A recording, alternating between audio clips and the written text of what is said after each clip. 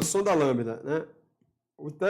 A análise da sonda lambda com o osciloscópio, ele é importante porque você não consegue pegar, aliás, você consegue pegar, além de problema na própria sonda, você também consegue detectar problemas de falha de combustão, ok, no motor, certo? Então, aqui nessa imagem que vocês estão vendo aí, você tem uma sonda lambda, um sinal bem limpo e ele está bem simétrico, né? Vocês estão vendo aí que está chegando a 700 milivolts apenas. Esse carro aí, isso era um Sandero, esse veículo, ok? 2012. Esse veículo chegou para a gente acusando falha na sonda lambda, né? A lâmpada acendia, o carro funcionava normalmente, mas a lâmpada acendia principalmente no momento da partida, o que levou a crer inicialmente que era um problema ligado ao sistema de carga e partida. Certo? Essa imagem aí já é depois da sonda substituída, ok? Então, era uma aplicação errada, certo? Onde, pelo scanner, a gente não conseguia ver a anomalia. Eu vou mostrar aqui a imagem da sonda lambda que estava aplicada errada, que era a sonda lambda NGK, da versão 2009 do veículo, ok? Esse veículo já era em 2011, 2012 e a sonda lambda dele é Bosch. Aqui foi após a substituição, onde você pode ver um sinal limpo, apesar de estar chegando apenas a 700 milivolts aqui, aproximadamente, mas a gente, após a aplicação, lógico que a gente testou o carro, fez teste de rodagem e o carro ele se comportou normalmente. Então, ele está entre dos 700 a 100 milivolts e veja que nós temos uma simetria no sinal, ok? Indicando que não só a sonda está funcionando bem, como também a combustão no motor está funcionando bem também. Certo? Porque quando nós temos falha de combustão, nós vamos ter um sinal bastante ruidoso, né, aqui. Certo? Ou bastante ruidoso, ou em alguns pontos ruidosos, principalmente se você tem aquela falha intermitente, aqueles velhos estouros esporádicos, né? Nós citamos na live anterior, quando nós abordamos o teste do falha de combustão com o transdutor de escapamento, né?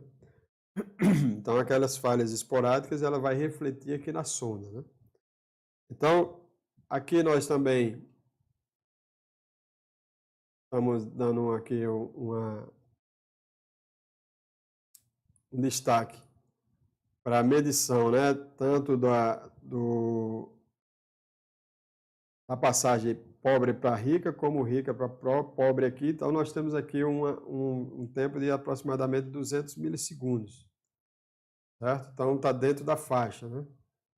O aceitável, né, é em torno de 300 milissegundos, aproximadamente. Tem sistemas que ele faz avaliação pelo esse tempo de subida e de descida, né, para avaliar a capacidade de resposta da sonda, a velocidade de resposta da sonda.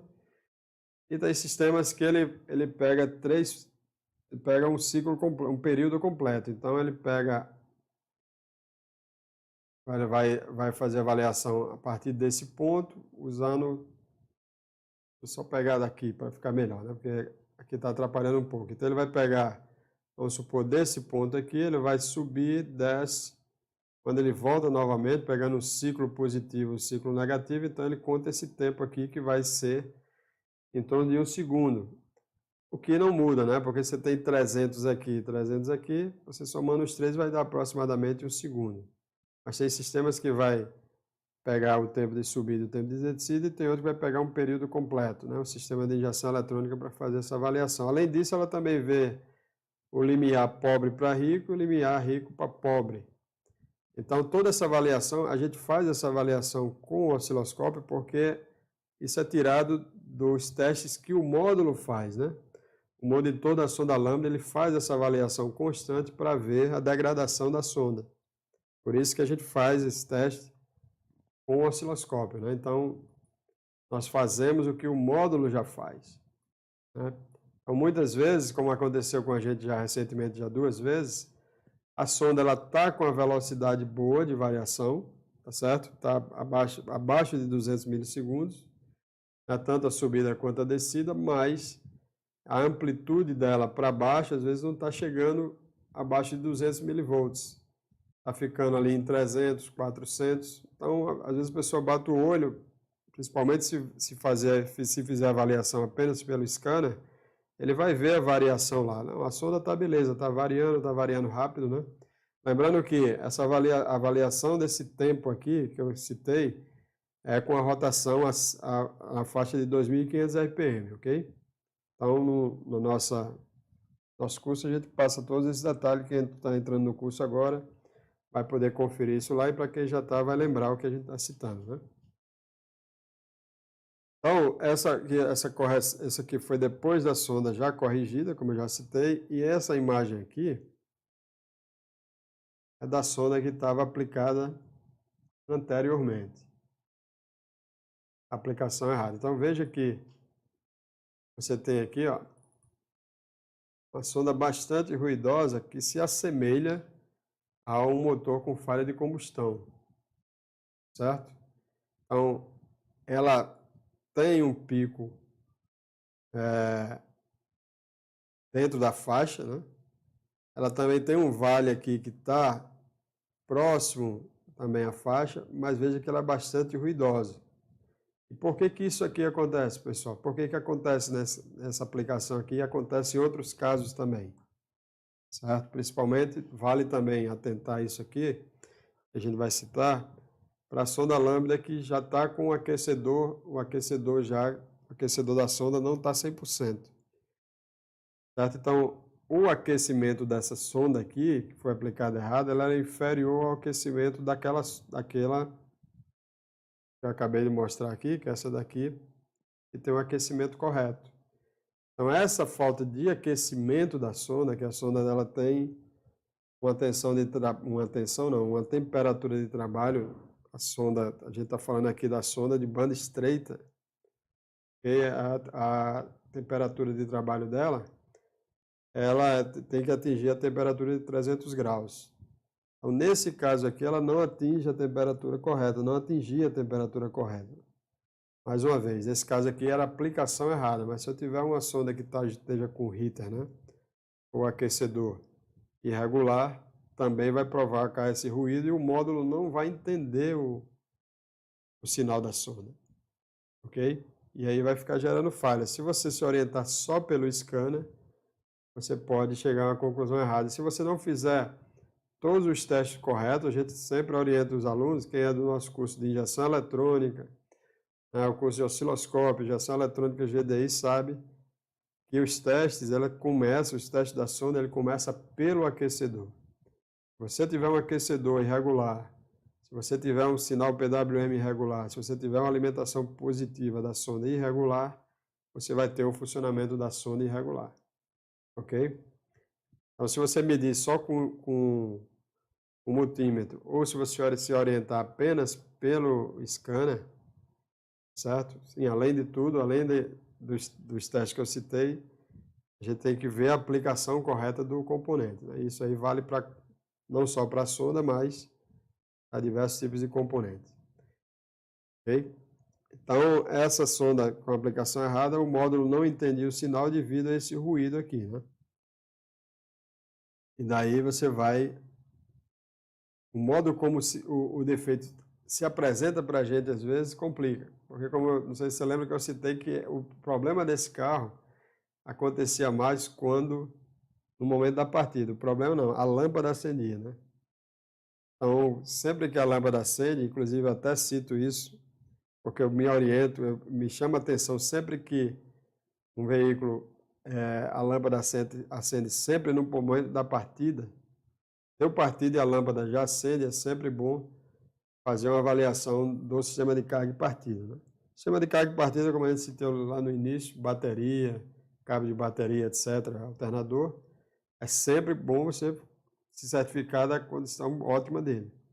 Mas se além disso você ainda tem um problema de acendimento da lâmpada no momento da partida, mais um motivo para você fazer um pente fino no sistema. Perguntas, pessoal? Vamos partir aqui para nosso último teste dos 10 aqui eleito por nós. eleito por nós e também baseado na demanda da oficina do dia a dia, que a gente está aí direto na oficina todo dia, né? Assim como vocês. Perguntas?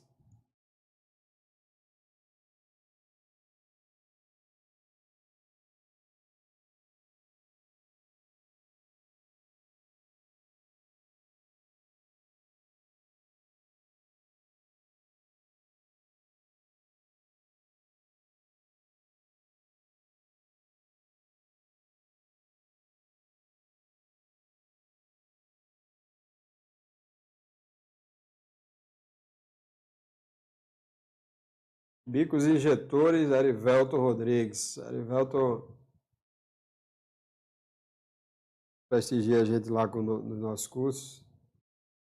Arivelto, bicos injetores desequilibrados também fica com esse gráfico. Esse gráfico exatamente não, mas um gráfico semelhante a esse. Porque no momento em que você tem a falha de combustão, o que acontece com a falha de combustão? Você vai ter o sistema não vai queimar por completo a massa de ar e combustível, então você vai ter combustível, tá certo? Sem queimar. Então, os hidrocarbonetos vão subir, mas você vai ter também uma grande quantidade de oxigênio também que não vai queimar, né? Porque você não vai ter uma reação completa. Então, qual é a tendência do sinal da sonda? Ela tem uma queda, ou então, se a falha for esporádica, você vai ter, né, esses dentes de serra no sinal da sonda, ok? Que é semelhante a esse sinal que eu acabei de mostrar, certo? Então, o bico injetor, como uma falha de combustão, ela pode ser causada por problemas de compressão do motor, problema mecânico, perda de pressão de compressão, injeção de combustível ou ignição, certo? Então, um desses problemas, ou problema de entrada falsa de ar, enfim. Então, todos esses problemas vão interferir na combustão. E aí você vai ter esses dentes de serra. Dependendo da frequência da falha de combustão, você pode ter mais ou menos. Quando a gente tem uma falha de combustão, a tensão da sonda ela cai, porque você tem combustível que não queimou, mas você tem uma quantidade de ar imensa que não queimou também. Até porque a relação ar-combustível na gasolina é de 13,5 para 1. 3,2 para 1, né? A nossa gasolina.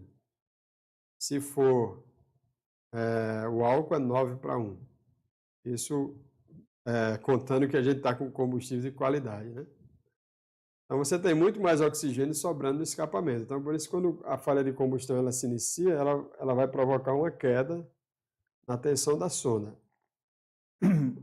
E aí, quando você tem uma queda na tensão da sonda, o que é que o módulo vai fazer? Ele vai corrigir essa tensão. Vai corrigir fazendo o quê? Injetando mais combustível. Aí você vai ver isso lá nos ajustes de combustível. Você vai ter um aumento na tensão da sonda. Então, dependendo da falha, o módulo vai conseguir fazer uma correção, mesmo que não faça 100%, mas vai fazer uma correção, né? Mas se a falha for muito grave, ele não consegue corrigir por mais que ele injete combustível. Então, tem que levar em consideração tudo isso na hora do problema, né? Na hora do diagnóstico. Você tem um bico injetor que ele está gotejando, não precisa nem estar gotejando, basta que ele esteja com um leque regular. No passado, um carro que era um sistema que era campeão em dar problema, que afetava a marcha lenta, né? Claro que hoje existe muito mais carros que dá esse tipo de problema, mas estou falando lá atrás, né? Era a linha Volkswagen motor 1.6 e 1.8. Então você chegava com a marcha lenta irregular, a pressão do coletor um pouco alta, né? Um defeito semelhante a problema mecânico, mas eram os injetores com o leque muito aberto.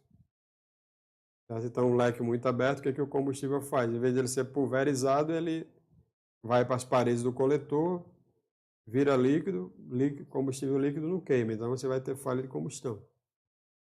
E o reflexo vai dar no bico, na sonda lâmina, né?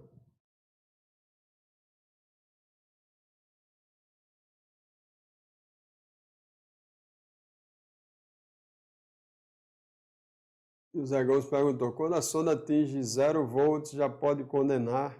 Sonda atingindo 0 volts, normalmente é problema na sonda, né? Problema interno. Certo? Vou mostrar aqui um problema aqui de sonda. É o inverso aqui.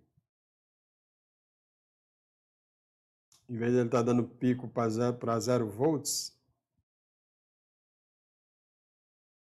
estava acontecendo o inverso aqui. Já ia esquecendo aqui, foi até bom você perguntar que eu lembrei. Olha só essa sonda aí. O que estava acontecendo com esse carro? Esse carro estava perdendo a F. Certo? E lá pelo scanner você não tinha respaldo para, digamos, amarrar o diagnóstico. Se fosse um multímetro, também não. Mas com o osciloscópio, olha só, o tempo de subida e de descida dela não estava ruim, a gente mediu, mas veja os picos que estavam dando aqui, ó. Certo? Dois detalhes aqui que o módulo ele consegue detectar. Lembra que eu falei que ele mede tanto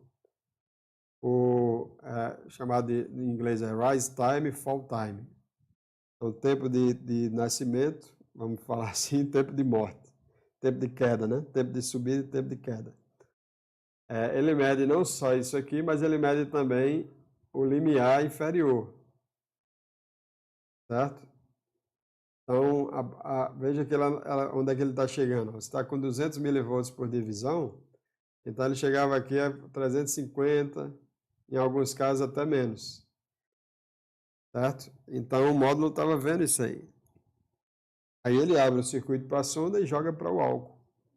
Dispensa o sinal da sonda. Além disso, ela tinha picos aqui, ó. Eu tenho 200, 400, 600, 800, 1 volt e 200, 1 volt, alguns picos aqui, 1 volt 250 mais ou menos. 250 não, né? Que dá 200 milivolts. 1 volt e 300, né? Então, veja que essa sonda aí, sem o osciloscópio, para a gente poder amarrar o diagnóstico, né? Concluir, né? Chegar a uma conclusão, então fica bem mais difícil. Ok? Então, esse aqui foi um Versa 1.6, 16 válvulas, e a reclamação era dificuldade de partida frio e consumo de combustível, né? O cliente reclamava da fumaça preta e no outro dia o carro com dificuldade de pegar.